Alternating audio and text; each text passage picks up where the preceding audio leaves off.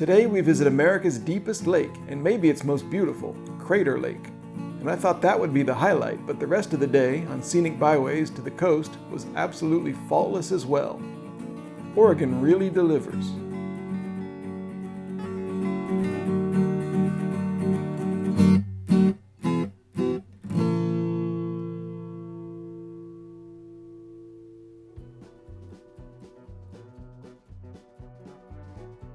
Good morning to you too, sir. Part of the morning of day 76 was spent driving around the city of Klamath Falls, Oregon, sort of getting lost accidentally on purpose. It's a quirky place to be, with some very steep hills and a really great historical old downtown area. As it turns out, this was the most civilization we'd see all day.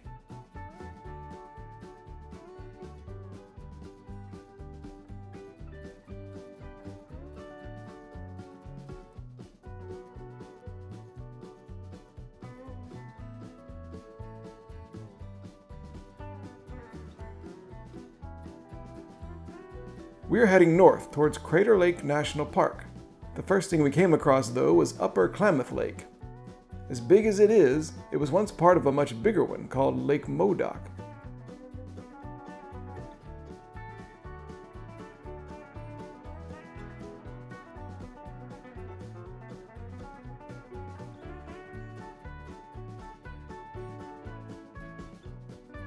Around Upper Klamath Lake now are low mountains and a lot of great farmlands, setting the stage for what is far and away the area's greatest lake ahead.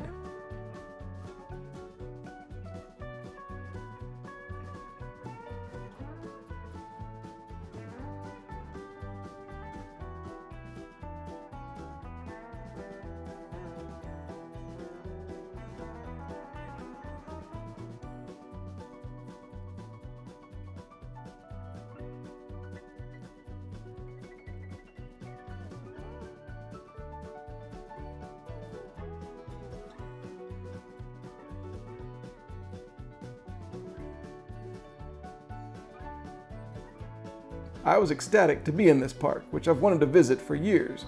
But of course, first we stopped into the visitor center.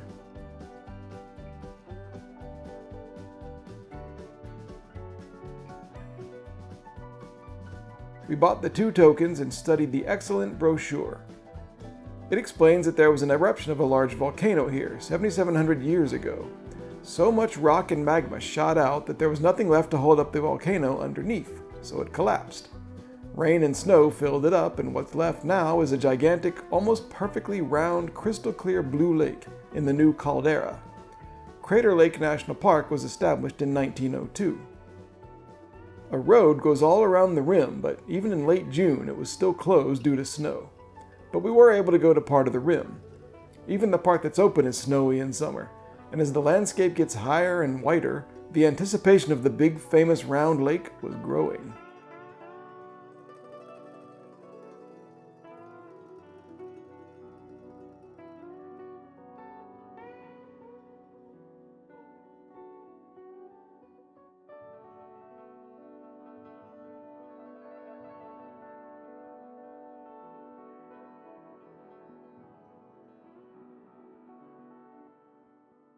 After finding a rather dramatic parking spot, we walked a short distance to the edge of the rim to peer into America's deepest lake.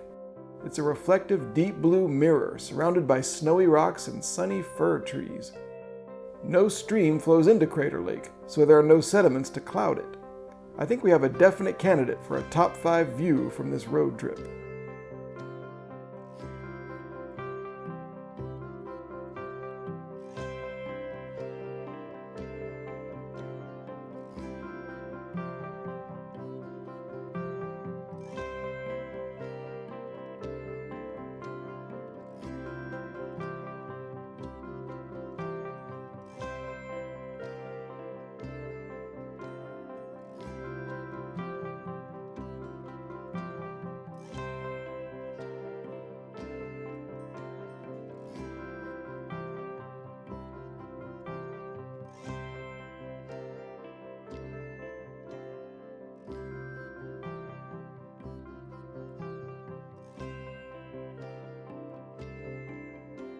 After the big eruption that created all this, several smaller eruptions continued. One of them formed this when the magma cooled, Wizard Island. There are others on the lake floor, but this is the only one big enough to poke out of the water.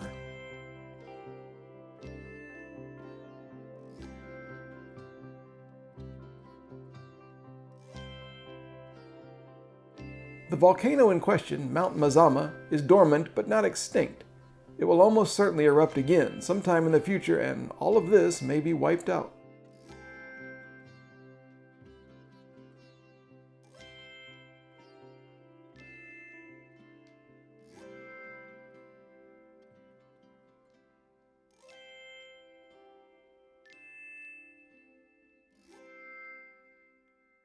It was a shame that we had to leave, but we're heading further across Oregon today. After one last goodbye to the invigorating view, we headed out of Crater Lake National Park and found Oregon Highway 230, aka the Rogue Umpqua Scenic Byway.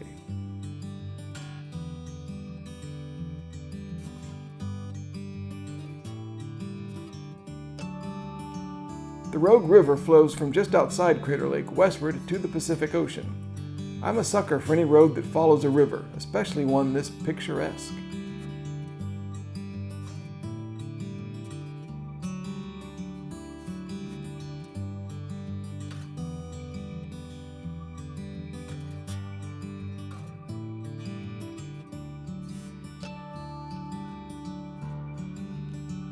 At one pullout along the way, you can get a different view of the Crater Lake area and the collapsed Mount Mazama. This sign explains the force of the blast and how much the mountain contours changed.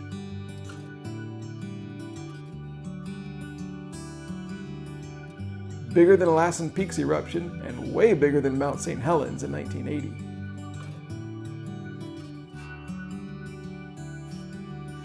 Entranced by the scenery, it got even better when we came around a curve and the trees parted to reveal Mount Thielsen, an extinct volcano whose peak has been eroded by glaciers into a fine spike.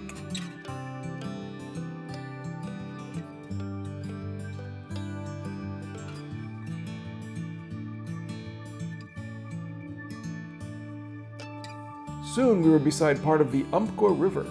Everything in southern Oregon seems to be called Umpqua, which originally referred to a native tribe here.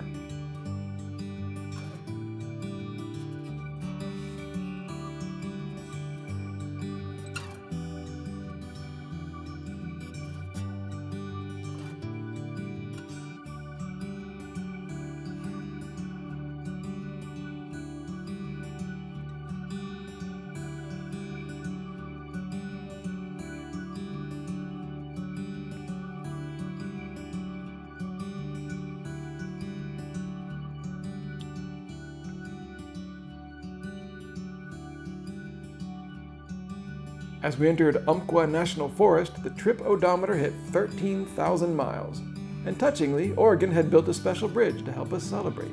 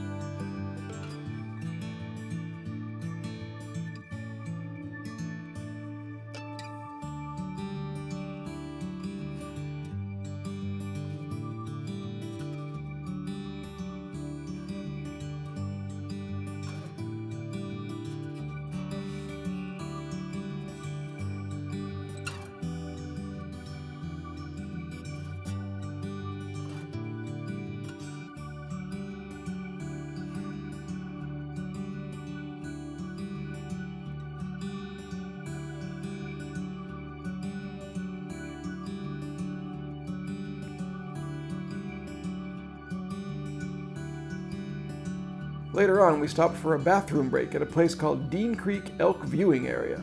Seemed like a nice place, but I didn't see any elk, just some blackbirds playing around in the parking lot.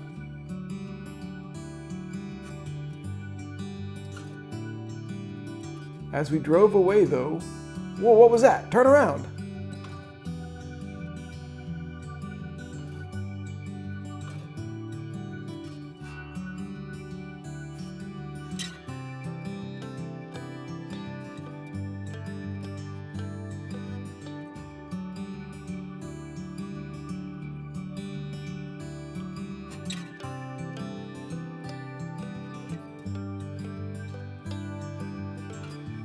few minutes later, and we were in the town of Reedsport, aka the chainsaw carving capital of Oregon. Although we couldn't see it, Reedsport is on the Pacific Ocean. It has 4,300 people and very slow speed limits. When we checked into our motel, the guide told us about an accident that had just happened that morning where a bear ran in front of a motorcyclist right outside the motel.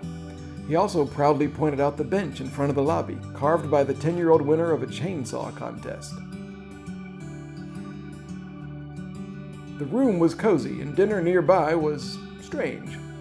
Maceo ordered the halibut, but the waitress suggested something else because, quote, the halibut hasn't been too good lately. I ordered coconut shrimp and asked for toast instead of a potato.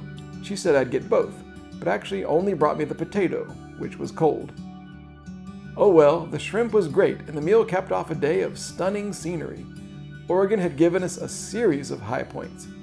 As we drove back to the motel, the sun was still out somewhere over the Pacific Ocean after 9 p.m. I looked forward to seeing the ocean tomorrow on our drive down the amazing Oregon coast. Tomorrow, on that scintillating drive down the coast, we do indeed reconnect with the mighty ocean that started this whole trip. And after a personalized tour of a cool lighthouse, we stumble upon an unforgettable sunset just outside our hotel.